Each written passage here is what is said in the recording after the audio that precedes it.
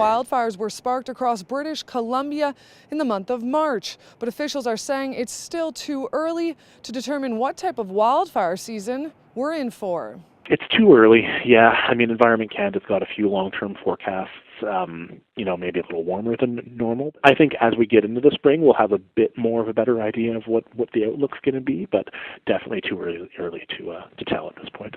It's also not uncommon to see wildfires this early in the year. I wouldn't say this is necessarily an earlier start than normal.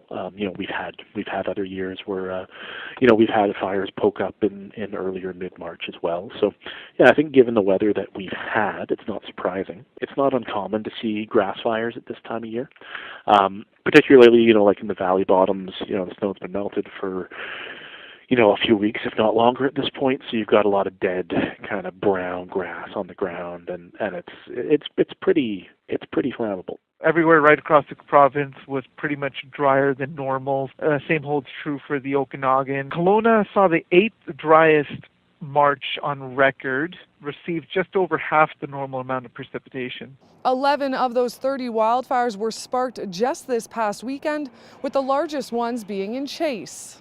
Dry enough, as we've seen. I mean, to have, the fires that we had over by Chase this weekend, both of them got to over 100 hectares in size. So, I mean, that tells you just how quick those grass fires can go. Definitely want people to be cautious, and obviously just about every fire this time of year is human-caused, just because there's not a whole lot of lightning. If they're doing open burning or if they're having campfires, anything like that, to be careful. Sometimes people will see activity at this time of year and just sort of throw their hands up in the air and say, okay, well, we're in for another bad summer if it's already starting in kind of March or April. That's not necessarily the case. Now, Skrepnik says the increased fire budget to just over $100 million will help them be proactive. For Castanet News, I'm Elena Kelly in Kelowna.